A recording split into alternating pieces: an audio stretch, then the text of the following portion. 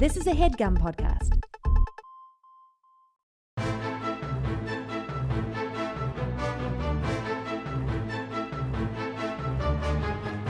Hello and welcome to The Complete Guide to Everything, a podcast about everything. I'm one of your hosts, Tom.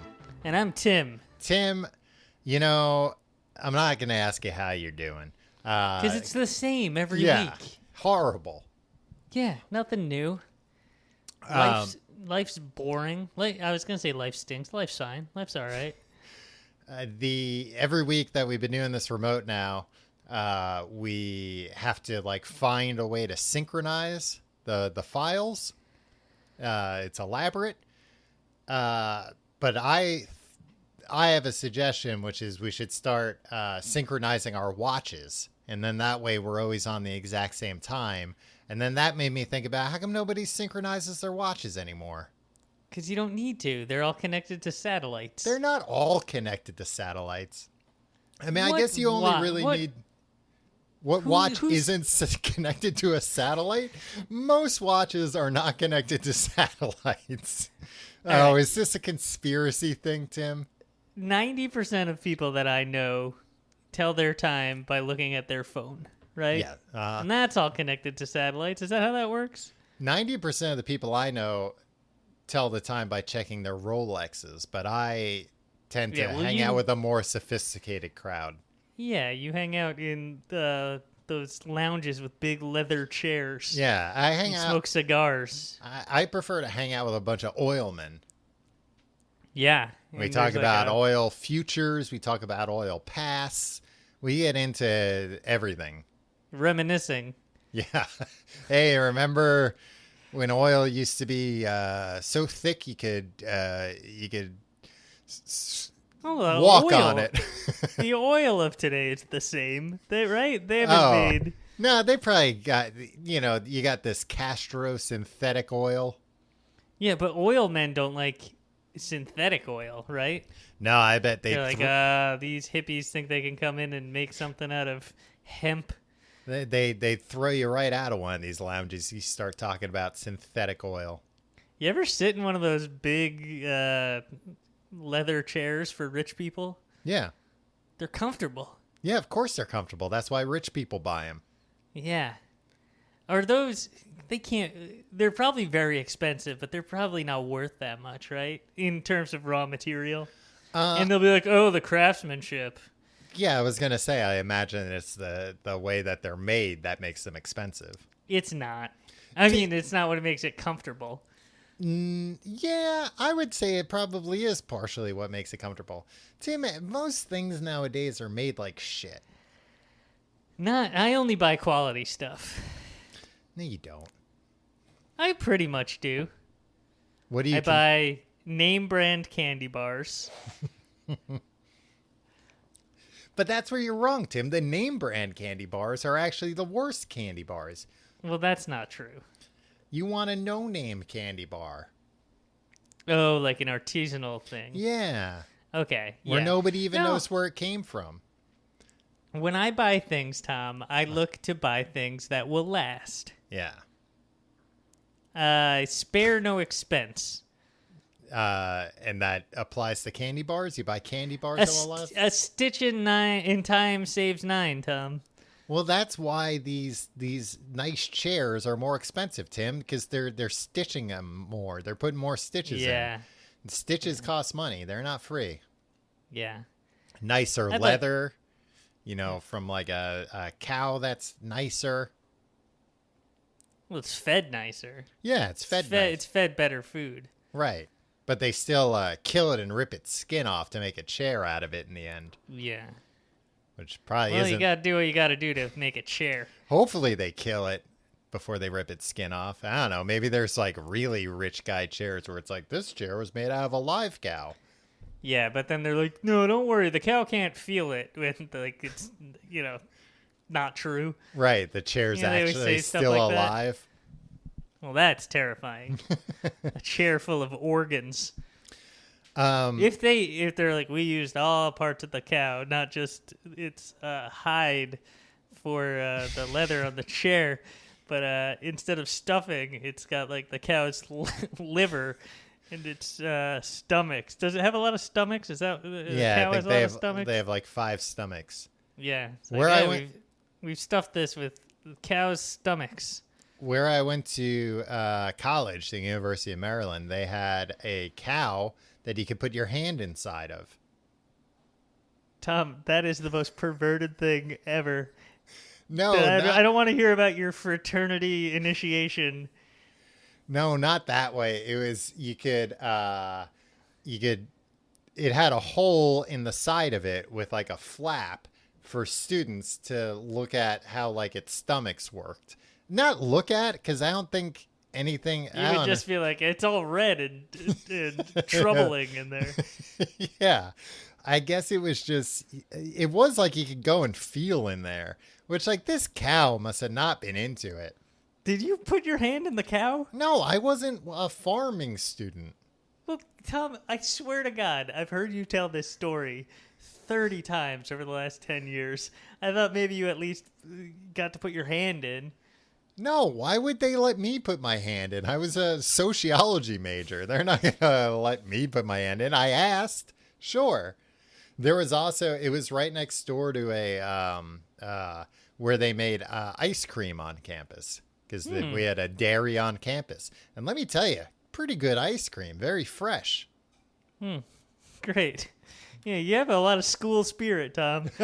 Bragging about the homemade ice cream and the cow with a hole in it so you can feel its internal organs. Well, somebody's just jealous because they went to school in the big city and they didn't have all these nice things like a cow with a hole in it that you could feel.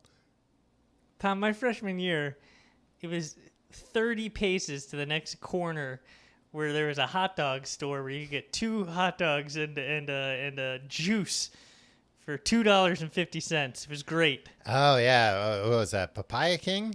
Well, it was Gray's Papaya. Yeah. And Papaya King's another special. one. Yeah. Yeah. They should bring that recession special back. Well, they called it the recession special, and in the year 2000, I was like, recession. I'll never know what that's like. Yeah. What an outdated notion. Well, I'll still take advantage of these low prices, though. Let me ask you an unrelated question. I want to stay on this topic. Let's talk more about the hole in the cow. Look, I would love to. I wish I knew more about it. I don't know how. I wonder when that cow was like, when they named in such a way? Yeah, when they were like putting the hole in the cow, what the cow thought was going on. Wait, you mean they did it on purpose? Yeah, they did on purpose. You think they just thought this found was some kind of miracle cow? Wild? No, I thought like they saw something awful happen to a cow, and they were like, "Well, silver lining here. Let's use it to educate students." You think that they were like midway through slaughtering the cow, and somebody was like, "Wait," and the cow was spared? That's my lover. They had only gotten in the 3 cuts to make a flap before the execution was paused. What was your question? Oh, when you were a kid, did you ever get the impression that you weren't supposed to know your parents' first names? No. Why? Did they yell at you when you? No, I just always got the impression like when anybody like called your parent by their first name or talked about your parent by their first name, that was like a secret to kids. No, but I wasn't like, you were always like looking to, I don't know. You were a little stinker, or you were like a little too proud of yourself, I think. What? I think you didn't know me when I was a kid. I know, but I've heard a lot of stories from you that like you were always trying to like prove how smart you were and like be a sleuth and stuff. I didn't have to prove it. Everybody knew. Here's something I don't know, and I found it out. So they must have been trying to keep it from me, and I am so clever for finding it out. I'm one of the smartest boys who ever lived. Well, I do distinctly remember one time, for some reason, I got really into the idea of having a guinea pig. And I was able to buy a book about guinea pigs. Now, maybe I just got it from the library. Look, I'll find out, and I'll return next week to tell you if I Okay. got it from the library or if I bought it. But I had this book about guinea pigs I was reading a lot, and a lot of it was about guinea pig breeding. Mm-hmm. You know, like how to breed your own guinea pigs and stuff.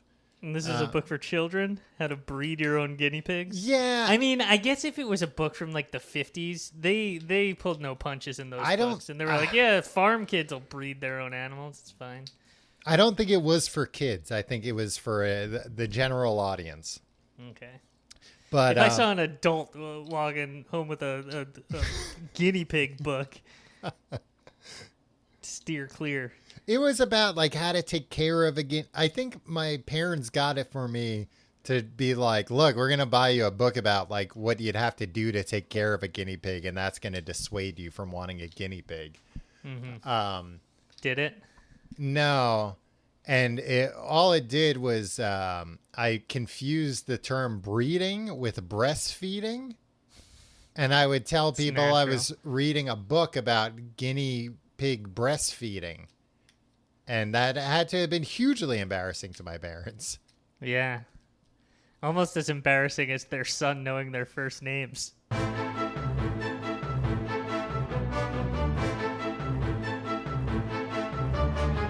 Tim, this week, this is an episode that pains me to have to cover this.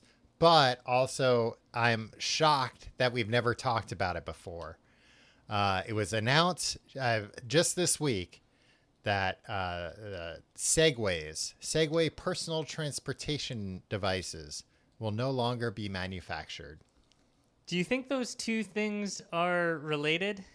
What to that we've never talked about it and they didn't take off? Suddenly they go out of business? Right. Well, so maybe this episode can be kind of like a rallying cry. And people will be like, yeah, let's support Segway. Because we brought awareness and attention to it.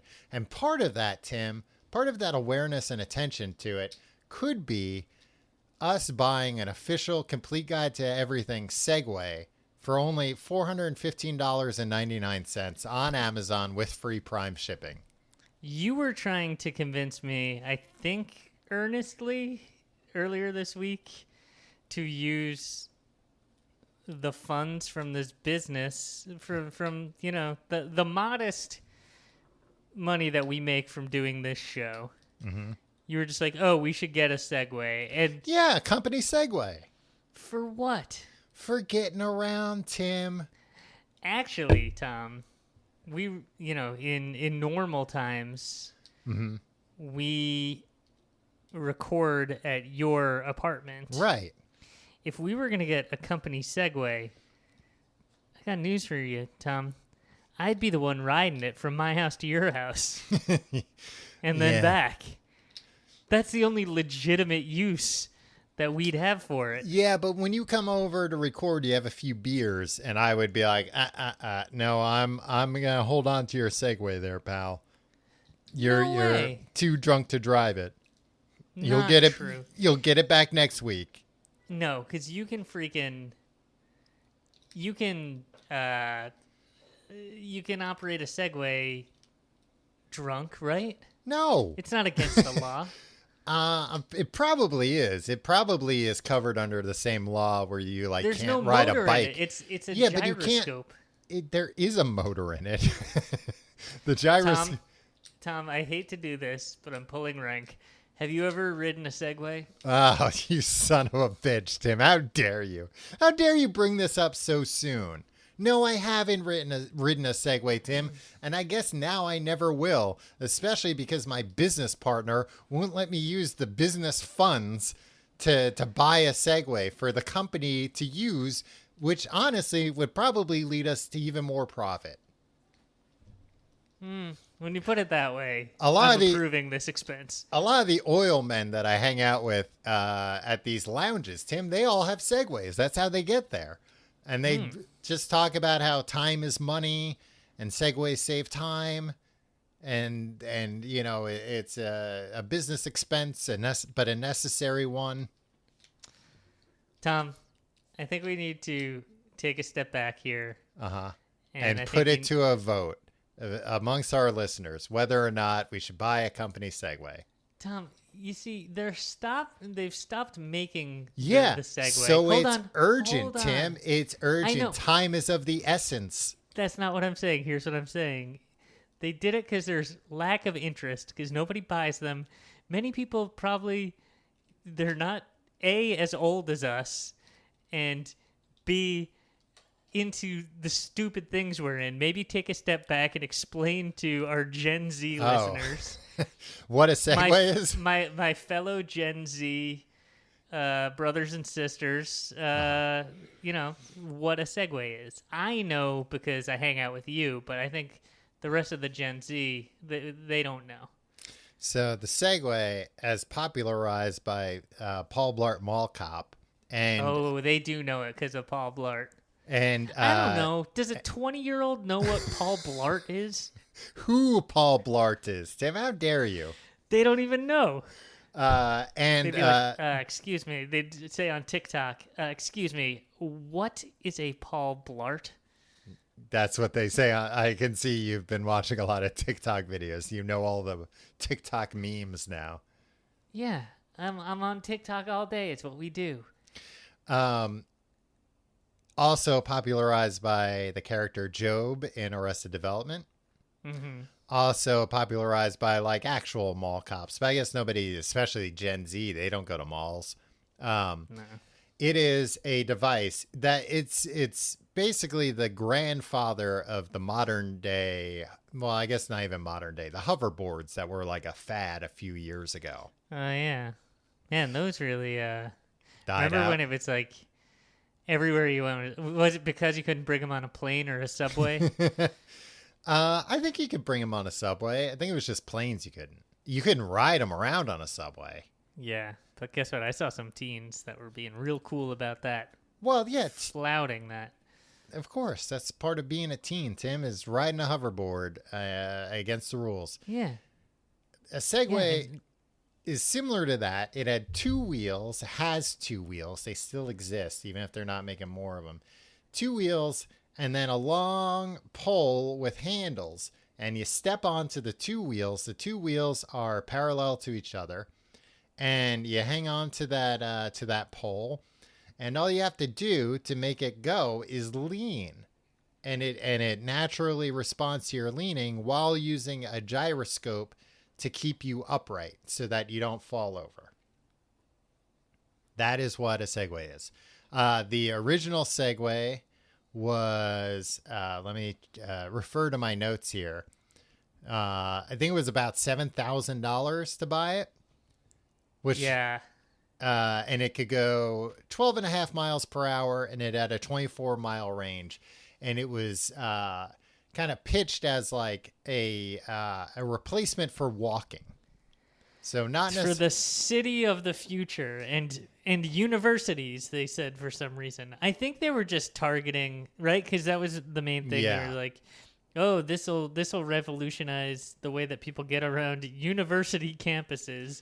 Did they do that just to try to trick a bunch of colleges and universities into buying a bunch of these things at $7,000 a piece? Maybe. I think it's probably because like no colleges did that. Like what college would be like, we're going to buy all of our students Segways? No, but like at some point they probably thought like, all right, who has a lot of money? I think it was probably like, what is a place where people have to walk often and somewhat long distances sometimes? Mm-hmm. And that's a college campus. Like, I don't know of other places besides like if you work for like a big company that has a campus. Aside from that, like what about a farm when you're going out into the fields, well, Tom? The fields aren't paved, Tim. You can't go into the fields riding a Segway. You could if you got one of the later models that they introduced for off-roading, but not the regular ones. And the idea was that this would be a device that you could use outside and inside, because it was only about as wide as your shoulders, like a little bit wider than your shoulders. So it had about the same footprint as a person. And I remember like the commercials and stuff, it would show this guy like, leaving his apartment in a Segway, going down the hallway, getting in an elevator, going downstairs, going out of his building, going down the street, everybody waving, saying, "Hey, Segway guy." Him giving a lot of high fives. He gets to his office. The doorman says, "Right this way," and lets him in, and he rides a Segway right to his desk. And then he gets to work making designs for new Segways, presumably. Yeah, I mean, in the future, everybody, it's an entirely Segway-based economy. Yeah. Now, one of the reasons why I have such Can I ask you a question? Hold Yeah. on real quick. Do you think the reason the Segway never caught on is because when people ride it, their pant legs would so often get caught in the wheels and it would pull down their pants and everybody saw them in their underwear? Tim, just because the Segway is no longer going to be manufactured does not mean you can come on here and slander their good name. That is not a common problem that the Segway had. I've heard differently. I've heard that was a pretty widespread problem. Well, maybe if you're wearing Jinko jeans or something. Well, this thing came out in 2001, Tom. Yeah. Well, why do you think you don't see Jinko jeans that much anymore? Sorry, I interrupted you. What were you saying? Too many tragic pantsings. One of the reasons why I became very interested in this device was because in 2001, before it was unveiled, a leak came out for somebody wrote a book about the Segway as it was being made. And I don't know if it was their pitch or it was just the publishing houses marketing materials or something for it leaked early, and there was intense media interest in what this thing actually was, because all it was this guy Dean Kamen. It was the inventor. TV's Superman on No, Lois and Clark. You're thinking of Dean Cain. Dean Kamen, who why is this the one thing that I didn't look up? He was born in Rockville Center, New York. Oh, that's right near us. Yeah. We should make a pilgrimage. I mean, I'll probably drive by the next time I go home. He invented the first drug infusion pump. And his company holds patents for the technology used in portable dialysis machines, an insulin pump, and an all-terrain electric wheelchair known as the iBot, using many of the same gyroscopic balancing technologies that later made their way into Segway. So this guy worked on, he is also the co-inventor of a compressed air device that would launch a human into the air in order to quickly launch SWAT teams or other emergency workers to the roofs of tall and accessible buildings. Was that ever used in practice? It's like a short-term Rocketeer situation. Yeah, I don't know. The headline for it is DARPA plots emergency man cannon. Dean Kamen, the inventor of the man cannon. The emergency man cannon. To be clear, this man cannon should not be used for commuting or pleasure trips only. Holy cow. Now I'm looking at the patent, illustration for it. This thing looks crazy. It looks like basically a version of the way the human cannonball works at a circus, but just without the thing inside of it showing you, or the thing on the outside, the cannon itself on the outside. You know what else? It could launch a man to the top of a 5-story building in less than 2 seconds. I would imagine. How do you calibrate that? How do you land correctly? How does it know when to stop shooting the man into the air?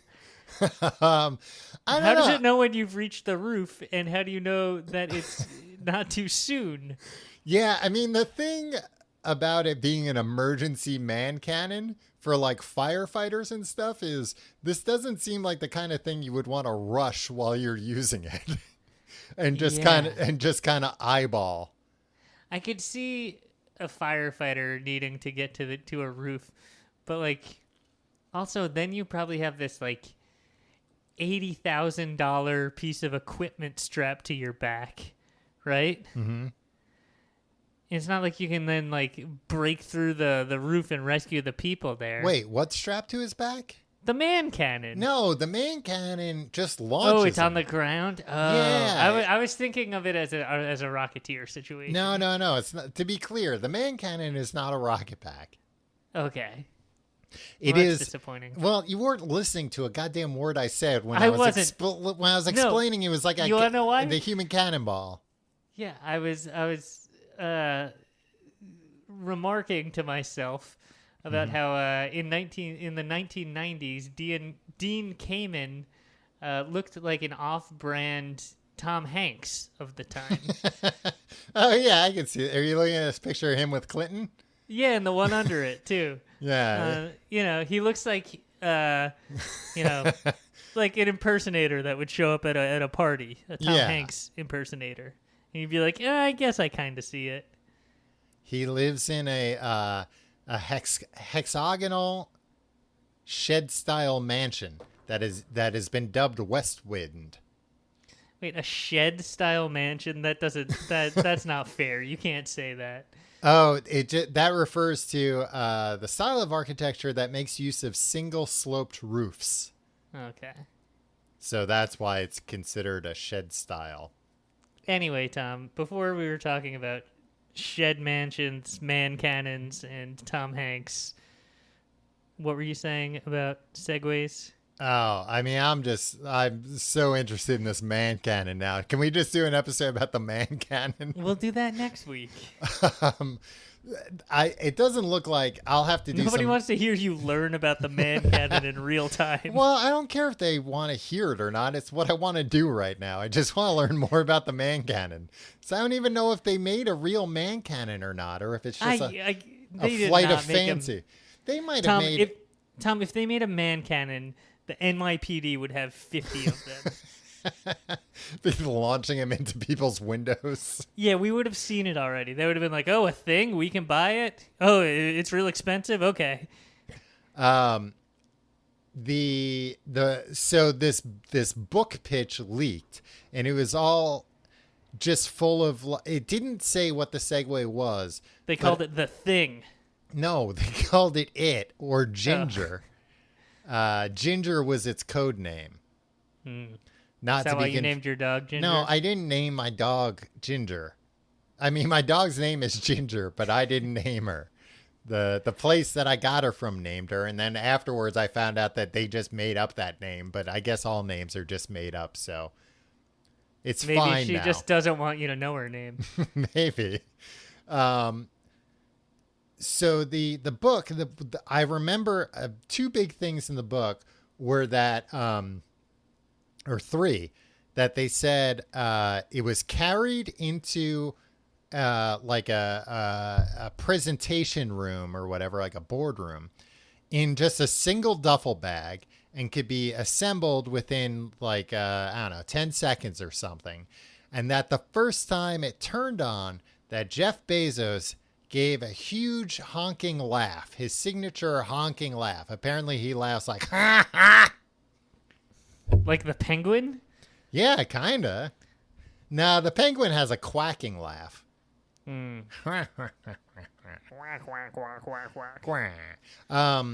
Yeah, so that was his reaction. Steve Jobs said that he thought it was going to be as big of a deal as the personal computer, but then later said it, quote, sucked. Steve Jobs often played both sides. Like absolutely. Like, I'm gonna pitch this thing as like the most revolutionary thing ever. So then if it becomes that, I look like even more of a genius. But if it doesn't, I'll be like, that thing sucks. It's a piece of shit. I knew it was shit. And John Doerr, who was originally a salesman at Intel, and left Intel to become an investor. and invested in a bunch of companies very early, including Google and Amazon. Maybe you've heard of him. He's worth almost $8 billion right now. Good for him. And he said that this was a great man. So this is a guy who, again, he was a salesman at Intel, came from that to be a billionaire investor in Google, Amazon, a bunch of other companies. Yeah, you just mentioned that 2 seconds ago. He said, I want to drive home this point, Tim. Yes, I've heard this. I've heard of those companies. He said, after he saw Ginger/It, this is more important than the internet. Well, this guy's an idiot. He should be stripped of his $8 billion. Well, I guess in fairness, that was before he was worth $8 billion. He's probably like, this is more important than the internet. The thing I've made tens of millions of dollars from. Yeah. I bet if you asked him now, he'd be like, nah, the internet, yeah, that was a much bigger thing. Yeah. Look at how rich it made me. It made me so rich I have my own personal man cannon. Tom, okay, I have a question. Yeah. Do you remember a few years ago when Neil Young was coming out with the Pono device? Yeah, the audio player. Yeah. And he was just like, oh, music has become so degraded the way that people listen to it through their phones and iPods. The quality compressed is MP3s. Shit. Yeah. And I've invented this device. Mm-hmm. And it's a portable device, and you listen to music on it, and it restores music to its original glory, and it sounds different. And you can tell the difference. Yeah. And then he brought it around to all these like famous musicians and rock stars of today, and like made a compilation video of all of them like listening to it, and then like either like taking off the headphones or like getting out of the car that they were listening to it in, and like all these big famous relevant musicians and rock stars were all like, wow, yeah, that is life-changing. But it was clear they were just doing it because Neil Young was a nice guy and a friend, and kind of like, do you think Bezos and Steve Jobs and this other evil billionaire, do you think they were all like, yeah, no, oh yeah, absolutely. It's bigger than the internet. It's gonna be the biggest thing ever in technology history. And then like, much like Dave Grohl when he was walking away from Neil Young, just like, this fucking guy. Yeah, right. Looks like a Toblerone. I don't think people did that because Neil Young is a nice guy. I think they were probably afraid of Neil Young being mean to them. That like, if they were like, oh, I don't know, I guess it sounds a little better, he'd like snatch the headphones out and be like, what do you know, you dumb shithead? Yeah, that's true. and it's storm off. His weird like 12-foot frame hunched over them. Yeah. Are you listening? Do you like it? I love Neil Young. Neil Young is my favorite person on earth. But Me that too. Pono, even I wasn't foolish enough to pick up one of those things. You can pick them up a lot cheaper nowadays. Can you buy the music for it? From Neil Young? You have to go to Neil Young's house to load any music onto it. But he'll be happy to do it for you. He'd be happy to do it for you, but then you'd have to like sit through a few hours of him talking about how compression is rewiring our brains, and that's why we're all sick. Yeah. Also, I don't know why my Neil Young impression was like a James Stewart. Do you like it? Do you like the Pono? Oh, I knew you'd like it.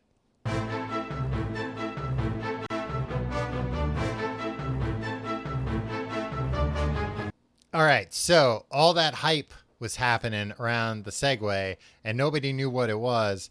And then finally, December 3rd, 2001, in Bryant Park, New York City, Manhattan. December 3rd, 2001? Yeah. In New York City? Yeah, so we were still reeling, Tim. And this was a bright spot in the lives of New Yorkers. I remember it. It was light at the end of the tunnel. That's when I was finally shaken from my shock and my stupor. Right. And you were shaken by the introduction of a whole new world, which was the unveiling of the Segway on Good Morning America. I remember, no, I don't know what happened. I guess I would have been in school at the time, but I remember like watching this live, like getting up early to watch Good Morning America. Like, oh, finally, we're going to learn about Ginger / it. Can I tell you something? What? You're acting like this is something that swept the nation, that people had ginger fever in 2001. First of all, you fell for all the marketing where it's like, what is it? Yeah. Oh, it will be revealed. Steve Jobs said, it is revolutionary. Jeff Bezos cackled like a madman, right? Like, you bought into that. But we were friends. This is kind of like the beginning-ish of our friendship, right? Yeah, when we were in college together. And I heard you were the only person I heard stuff about this from. Like, you would send me like long emails about like the latest developments and clues as to what it was. They should have. It wasn't like licensed... I was having those conversations with anybody else. They should have licensed that song from Faith No More. Epic? Yeah.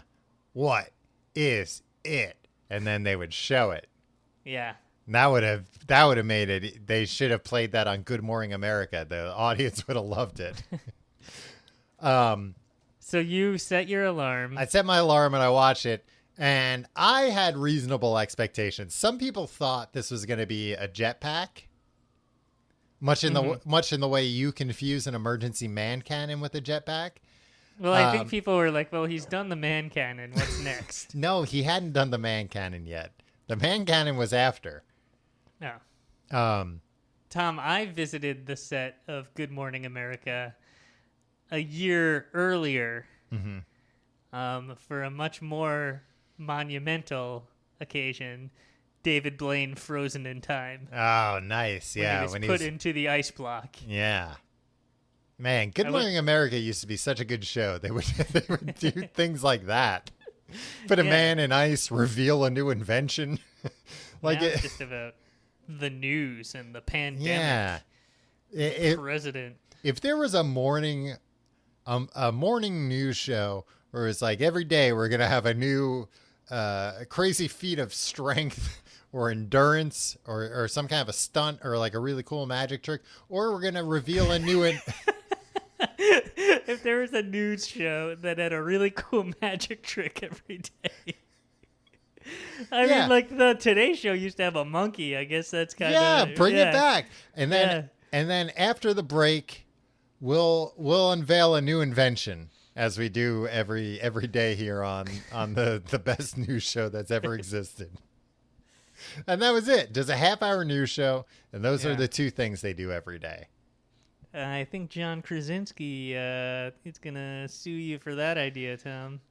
No, I don't Nobody ever got frozen in ice on that. Exactly. I don't want to hear about good news. Look, I want to hear if one of these feats of endurance goes sideways, they got to report on it. They have to get on there the next day and somberly say it is our duty to inform you that the man you saw yesterday that we loaded into the man cannon unfortunately never came down. And, they calibrated that thing wrong. we gave it too much power. We don't know where that man went, but we fear the worst. Do you think we'll ever shoot somebody into the sky with so much force that they'll never come down? No, because if you did that, they would, think about a rocket ship, Tim. Like, if you shot somebody from a catapult or something, they would just get, like, flattened before they even got launched. No, if they came up with different technology. Yeah, maybe if they had, like, a man cannon that was, like, I don't know, thousands of feet tall. So it could, like, ramp up to that speed. Yeah. I don't know. But then you got to find the first person that wants to get launched into space. Tom, if you put an ad and said, would somebody like to be shot into the atmosphere where they will disintegrate? Mm-hmm. Within 24 hours, you'd get thousands of applications. People begging. Yeah. I'd like to be shot into the atmosphere right about now. That would be an improvement to things. So that was the big unveiling. They started selling Segways the next year. Like I said, they were $8,000, $7,000. The guy who wrote the book about the codename Ginger, Steve Kemper, I don't know why he wrote this book. He has 2 other books, and they're both like historical nonfiction. But anyway, I'm sure he I think he got like a huge advance for that book. So good for him. He really pulled one over on them. They did this thing that I find so fascinating. What's that? And it's because a book is a failure, right? The book was called Codename Ginger, the story behind Segway and Dean Kamen's quest to invent a new world. Yeah. And then the paperback edition was called Reinventing the Wheel. Right. They changed the name of the book for the paperback release. I think that the hardcover might have come out before the Segway itself came out, or like it came out as it was revealed or something.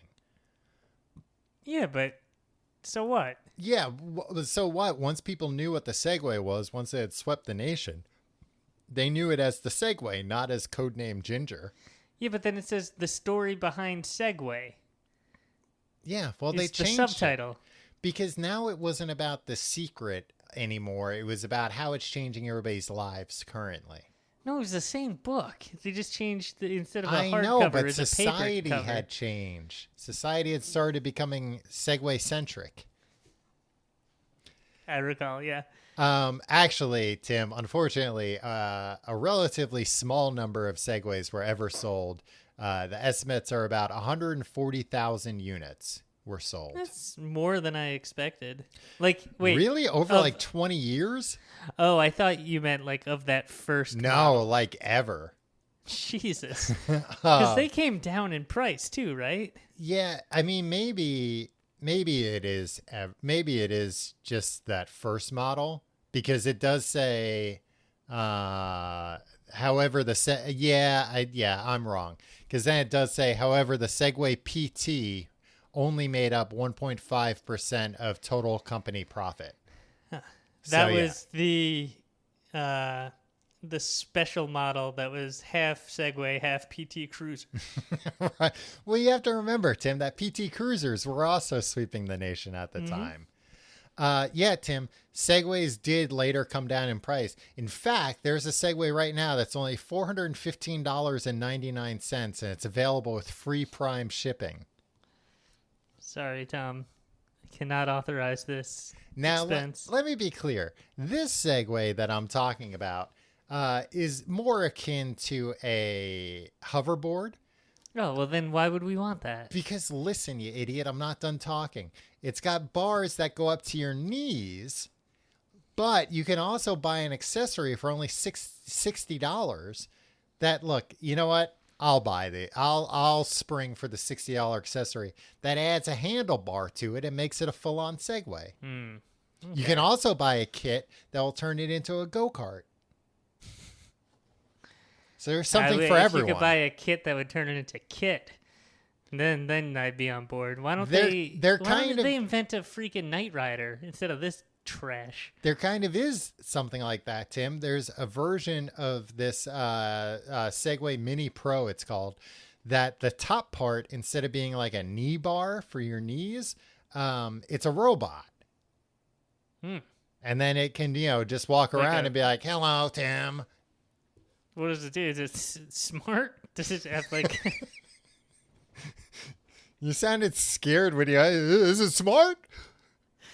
Yeah, I mean, the last thing you want is a robot that can think like a smart human. Yeah, well, especially if it can get around on its own. Yeah, exactly. And you can't even knock it over because guess what? It's got a gyroscope inside of it. But it can knock you over because it knows you don't have a gyroscope. Before we know it, he'll be loading us all into man cannons, shooting us into space. Enter the man cannon. We must perfect the man cannon. So the reason, there are a few reasons. Oh, I also want to say first that this guy Dean Kamen, the inventor, he invented before this this thing called the iBot wheelchair, which is crazy. It's basically like it's a wheelchair, but it has like a triangle of wheels. It has like 3 wheels on every side, on both sides. No. 3 wheels shaped like a triangle. My friends, this man claims to be an innovator. It seems what he's done is invented the tricycle. Yeah, well then he would come back and show you the man cannon. And you'd be like, well, yeah, I guess nobody's invented that. So the wheels were in a triangle on both sides and they could stack. The whole thing could kind of extend. It's hard to describe, and stack the wheels on top of each other. So you could be in a wheelchair, but you could rise up to standing height because it was able to balance on those 2 wheels. You could also... I'm looking at a picture of him with Slick Willie in the Oval Office. You could also use this wheelchair going backwards to go upstairs because the 3-wheel design, it could kind of like turn. Mm-hmm. So you could go upstairs in a wheel. So like a wheelchair that let you go upstairs and also stand at full standing height. That's huge. Like that makes things way more accessible. Yeah, he invented that and brought that to market in 1996 or something. Yeah, but I've never seen one of those things. Exactly. It didn't work. It was vaporware, Tom. No, it probably worked. I imagine maybe like the battery didn't last long or it was like insanely expensive. But the thing was, there was all this hype and predictions around what Ginger/It would be. And meanwhile, it turned out it was like, oh, it's just kind of like a version of this wheelchair that he's already shown off, which in hindsight made a lot of sense. And to be fair, a lot of people at the time even were like, oh, it's probably something like this just for people that don't necessarily need a wheelchair. But anyway, Tim. He was like, forget the disabled. I'm going to sell to the able-bodied. Yeah. More of them. This came in as is at his heart a businessman. Of course, Tim. You think he bought a shed-style mansion by giving things away? No. So Segways became really big. People started playing Segway Polo, including Steve Wozniak, a.k.a. Woz, the co-creator of Apple Computers and all-around really cool guy. Boyfriend of Kathy Griffin. They broke up, I don't know, a decade ago. But when I was looking up Segway Polo, there were a bunch of pictures of him and Kathy Griffin. So she did go to some of his Segway Polo games. Nice. The Segway Polo started having a World Cup that they named the Woz Cup, which is kind of weird. Like, I don't know. It's fine if he was like putting up all the money. But if it was just, we're going to name it after the most famous guy that plays Segway Polo, then that's lame. But they still played. Maybe he was the best player. So it was like, no, it was like horse polo, but with segways instead. So you'd still have the mallet and the balls, but he'd be on a Segway instead of, terrorizing a horse. They had a World Cup as recently as 2019. Presumably the 2021 was canceled because of everything going on. But that's why they went under. In 2019, 12 teams competed. Barbados won. Germany came in second, and then Sweden came in third. So it was a real international crew. Cool. How many people are on the teams? I think 5. I think it's 5v5. Okay, so there's 60 people that participated. Let's not But let's not go nuts and act like this is something that's sweeping the world. What would you do if you were at the airport and you saw a bunch of guys getting onto the plane? They all had Segways.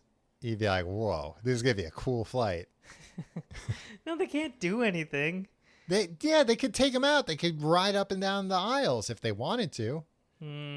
I would be worried about somebody carrying on something so heavy that they could bludgeon someone to death with. Is that what happened? Too many people were committing murders by bludgeoning people to death with the Segway? No, Tim, they don't want you bringing real heavy things on the plane because the plane has to fly in the air. Yeah, but they let you put things in a suitcase. Yeah, one suitcase. Yeah, one Segway. Well, the Segway, I imagine you would have to bring in into the cabin because it has big batteries in it. Right. And you can bludgeon someone with it. Sure. I mean, that's not why they would have allowed it. No, but that's why I would have been scared. You asked how I would have reacted. I would have been terrified. Segway started falling on hard times a few years ago because they got this new owner. Are you getting choked up, Tom? A little bit, Tim, because they got this new owner, and unfortunately, he died on a Segway. Oh yeah, he segued right off a cliff or something, right? Yeah, he segued right off a cliff, which is that's terrible. Not good for sales, I would imagine, not either. Good for sales and not good for it's a terrible way to die. His name was Jimmy Hesselden.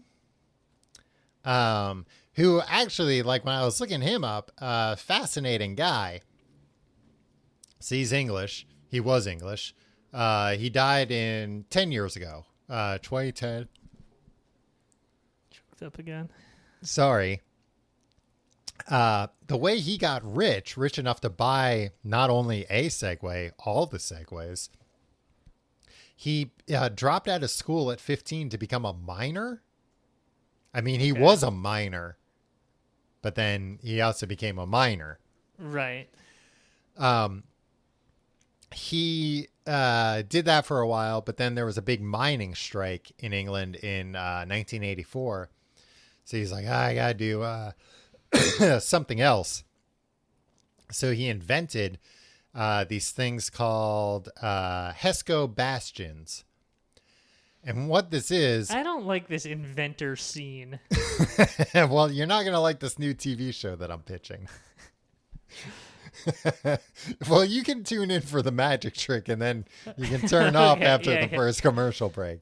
Hesco bastions, which were collapsible wire mesh container with heavy duty fabric liner that he invented as a way to shore up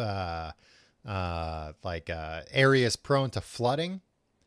Basically, there's like a gigantic sandbag. However, what people found was... Why are you telling... What is this story about? Okay. What people found was that this thing was actually great for war. It was great for soldiers because they could just bring all these flat-packed wire mesh bags, basically, huge bags. These bags are like 5.5 feet tall. And pop them up and dump a bunch of sand in them. And now they had like a huge like concrete barricade, not concrete, but like the same weight and density almost as concrete. So they could very quickly like make a perimeter with these things. And that would keep, bullets or bombs or missiles or cars or tanks from, coming in. Tanks. Yeah. I mean, a tank. I don't think they were primarily worried about tanks. They could hear tanks coming. But bullets, you can't hear bullets coming. No, not till it's too late. Exactly. So he invented that, and that made him a very rich man with all the big wars happening. And then he bought Segway. And then he was riding it. We need to get a war profiteer into... I mean, in fairness, he wasn't designing weapons. He was designing defense things. Designing women. He wasn't designing women. No, he's watching Designing Women Oh, on CBS. Sure, maybe he was. That's when he got the idea. He he died on his Segway, they believe, because he was like out on a trail and somebody up ahead was walking a dog walker. Mm-hmm. And classic dog walker situation. He backed up to make room for them to get through, and he backed up off a cliff and fell off the cliff. The thing that was confusing to me, and it made a little more sense the more I looked into it, is I'm like, all right, well, like he was missing and then they found his body. I'm like, but the dog walker passed him. Did the dog walker see a guy fall off a cliff and just go like, none of my business? But apparently the dog walker was like pretty far away when he saw this guy back up. So he was like, I noticed. I was like, I don't see where he went, but I guess he didn't hear anything or whatever. No foul play was suspected. Although initially people thought there might have been. And the Segway was cleared of all charges. Is that a joke? Well, yes and no. The Segway, they said the Segway had nothing to do with it. Okay. I mean, I guess it had something to do with it. He was riding it at the time. But it was like it was no different. It didn't malfunction or anything. Right. And it was kind of no different than if he had just backed up on his feet, not looking behind him. This brought me to, on Wikipedia, there's an article of just all like, I forget how they put it. It was like interesting or unusual deaths, unique deaths. The first one was, there were so many, so I didn't look at them all. First one was Draco of Athens. Draco, an Athenian lawmaker. This is during, Roman times. He was reportedly smothered to death by gifts of cloaks and hats showered upon him by appreciative citizens at a theater. So I feel like that's something that's history rewritten, where like, when they what's his face, David Carradine died, and they were like, no, he was attacked by ninjas. Yeah, who made it look like he accidentally autoerotic asphyxiated himself to death. Yeah, I feel like that guy probably did something real bad, and they were like, no, he was so beloved, actually, that people... that he died because of hats. Yeah, the hats that a grateful nation bestowed upon him. Yeah, and I feel like in like ancient Greece, you don't see a lot of hats, like big heavy hats, right? No. Nah, I don't know. Cloaks, maybe, sure. And then the other one that I saw was Kenneth Pinion, who he died from injuries caused by anal sex with a stallion. All right. Well, you got to admit, that's an unusual way to go. He only owned the company for 9 months before he died. Now, you said that kind of led to their initial downfall. That's what I think. Like, I mean, well, they also said that, people seeing Usain Bolt and George W. Bush fall off them also made people kind of like, so it's like you saw people fall off them, very, very famous people. And then you hear that the guy who owns the company fell off a cliff riding one. So it's like, things expensive and sounds dangerous. I'll pass. But like I said, right now they're $415.99 with free Amazon Prime shipping. So really, I imagine they pay for themselves pretty quickly if you bought one for a company. Tom, are those available at tcgte.com/Amazon? They might in fact be available at if I order it through that link, would that change your mind? If you get it shipped to my address. Why the hell would I do that? It's my idea. But I need it for the company. You don't need it for the company yet. Well, what do you need it for the company for? Getting back and forth between the living room and the office here. Tim, imagine how much quicker we could have started tonight if I was able to segue my way in. You wouldn't know the first thing about riding that thing.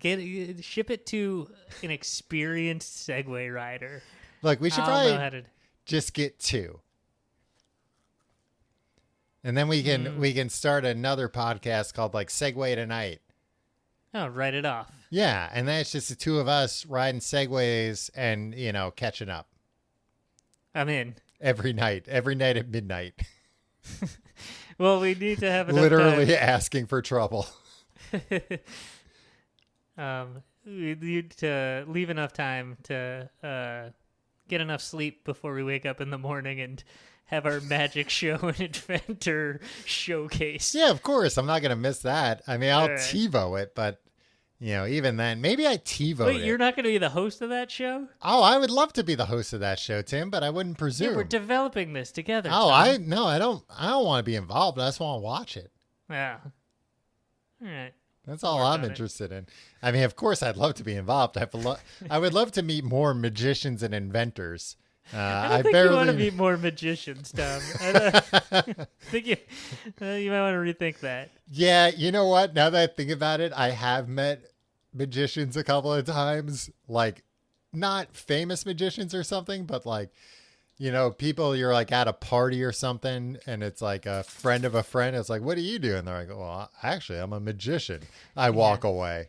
Yeah, they're odd in like unexpected ways. Yeah, because it's always like, are you a magician? Like, that's your job? That's the only thing you do is you're a magician. I find that hard to believe because I don't know you, and I know a lot of magicians. Not personally, but I know of them. If you like the show, you can find out more at tcgte.com. You can order a Segway at tcgte.com/Amazon and send it to our P.O. box.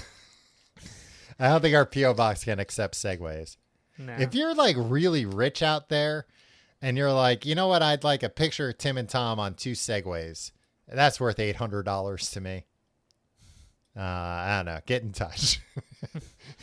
Follow us on Facebook, facebook.com/complete guide. You can follow us on Twitter at Complete Guide. You can follow me on Twitter and Instagram at Tom Reynolds. Follow me at Your Pal Tim. And if you like the show, check out patreon.com/complete guide for our secondary show, Books the Podcast. Last week was a dramatic cancellation of the book Tim was reading. It was too difficult, Tim said. He didn't understand a lot of the words. So he called an audible and switched to a different book. We're now covering I Am Legend. Yeah. Starring Will Smith. By Richard Matheson. One of my favorite books. So I am curious to hear what Tim thinks of it. Maybe my favorite read book. it. Oh, well, now, Tim, how are people going to sign up for the Patreon? We're not going to be able to pay off these segues. Kidding. I read it. I read half of it. I was supposed to read half of it. I read half of it. All right, good. All right, mother. And reddit.com/r/tcgte for our subreddit. Yeah. And there's a Discord that I don't understand, but I keep thinking I'll go in there and start chatting people up. People are like talking to each other all day, every day in that thing. Yeah, well, that's what it's for, Tim. Yeah, who knew? Yeah, that's Complete Guide, our Discord. Tim, any parting words for me, our listeners, and the Segway Corporation? Yeah, Tom. While I'm sad that a business is no longer an American business, a Connecticut business. An American business is going under. They were bought by Ninebot, which is a Chinese company in 2015. Ninebot makes a lot of scooters, e-scooters. Okay. And despite the fact that I'm the only host of this show who has had any hands-on experience with the Segway, a legendary Segway tour of Austin in the year 2017, I'm against Segways, Tom. I think if you can walk, you should walk. Was that the year we were both in Austin? Yeah. And you son of a... I can't... You did that just to rub it in. It was after I left that you went on a Segway tour. Here's the thing. We were in... After I'd been begging you to go on a Segway tour. We were in Austin to do the worst live show we did in our entire lives. Yeah. Thanks, special guest Dan Deegan. And there was a horrible snowstorm in New York. Yeah. And so they were canceling flights, and my flight was supposed to be earlier than yours. Oh, right, yeah. And my flight got canceled, but yours didn't get canceled. And I did think while you were leaving, you did kind of act like, tough shit, asshole. Good luck. Like, You're like putting not that very on concerned. And so I was like, I'll show him. I will go on a Segway tour. I will achieve his dream. You had a place to stay in Austin. You were not like that, like upset about whether you could get out or not. Tom, I was worried. I'm a nervous man. I wanted to get home to my my family. My sick family. They were counting on me. All right. Any last words about the Segway, Tom? I'm going to get a Segway. I'm going to at least ride a Segway, and I might get a Segway. I wish I lived... I got to move out of the city, Tim, because all I want to do is ride a Segway and fly a drone, and I can't do either of those things in New York City. I want to just go live I want to go live in a parking lot in the middle of nowhere where I can do all these things without the fear of judgment. All right. We'll see you next week.